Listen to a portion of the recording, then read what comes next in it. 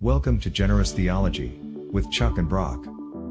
Today, we reflect on content from Chapter 17 in the Cambridge History of Medieval Philosophy.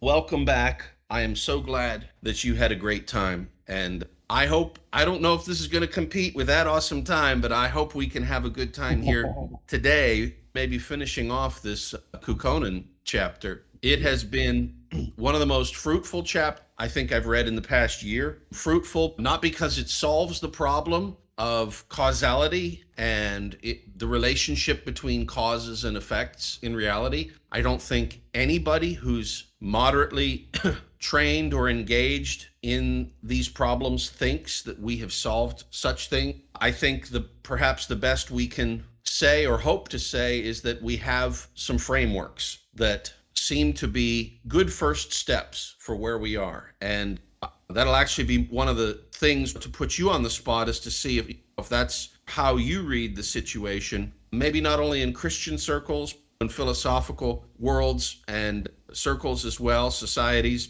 I think people who take simplistic ideas about causality have almost always oversimplified, taken too sharp of a turn, and reduced out something important. And I think that I got that from this chapter, as well as maybe a framework, a comparative framework to consider, because the text talks about there's a continuum of schools of thought around causality here. But even among that continuum, there are largely two discrete major schools. So you have the school that reality is eternal. It has always been. And then you have the school of thought that reality is created and personally created. So there's a presupposition that behind reality lies a being with personal status. As Christians, of course, we would say a triune personality or the Holy Trinity. But nevertheless, those are really the two major games. Even though there is a continuum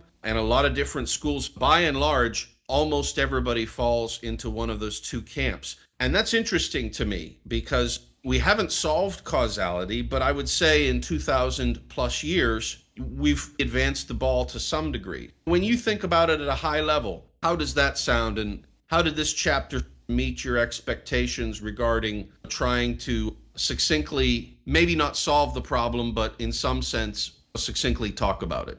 Yeah, one of the things that I thought was really interesting about this, and then having a little bit of time to step away from it and think about it a little more broadly, is I would agree that your description of the framework is accurate. That's how I see it as well. And obviously there's a lot of complication beyond that framework, but you can reduce it down to that. But then it is really amazing how many issues arise from just simply those questions, like we see in some of the discussions, Chenna and Averroes.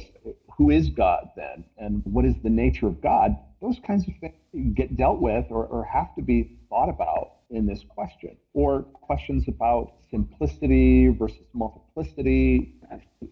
Is a unified answer best? Is a unified answer not possible? Is there something in between? Even things like the general understanding of Occam's razor, which says you need to have that simple explanation, and that's often best. But then a lot of times as you try to explain things, you run into this level of complexity, and it gets you to start thinking about, is this a level of complexity that's necessary, or is it a level of complexity would be best explained away by a different framework of thinking of these things? All those kinds of things that are such a big part of just thinking about the world all come up in just this single context of causation. And I just find that so interesting. You could probably, as someone who wanted to spend their life just studying the issues that come out of causality, could probably, it seems like such a narrow niche, but in a lot of ways, they would also deal very broadly with all sorts of issues that we all deal with. And I just found that really fascinating.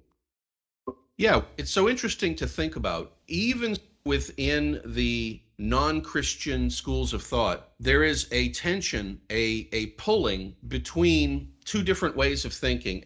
And maybe broadly put, they arrive around the ideas of Plato versus Aristotle. In this particular case, in this particular example, Plato and Aristotle find themselves on opposite sides or trying to explain reality in different ways. And so even within Platonism, you have this idea, even going back to the cave, that it is the ideas, it is the things behind the material things. It is the principles that govern the material reality in which we live. Those principles have the mastery. They are more important than the actual material stuff and things themselves. And then you contrast that, of course, with Aristotle, who has a particularly materialistic grounding, and this idea based on that comes so much from the idea that from nothing can come nothing, this a priori presupposition that leads folks in this broad Aristotelian camp to speak of things having an eternal basis, material things having an eternal basis,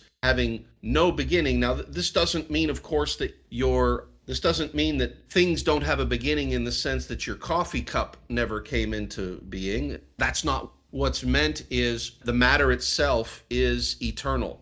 And even as matter changes its different form and takes on different properties, takes on different combinations, all things that are created are ultimately bound or limited by this material principle. And so matter and the material sense of things is that matter is the ultimate. Matter is the master. And ideas and non-tangible things are subordinate. And that's even outside of the Christian consideration. So even among non-Christians, you have this tension. And it seems as if the modern phenomenology has largely thrown itself into the Aristotelian camp. So I wouldn't, of course, say it's a complete victory for Aristotle over Plato, but the idea of the material dominating and being the most important thing, and the associated notion of the eternality of this seems to be in the ascendancy, seems to be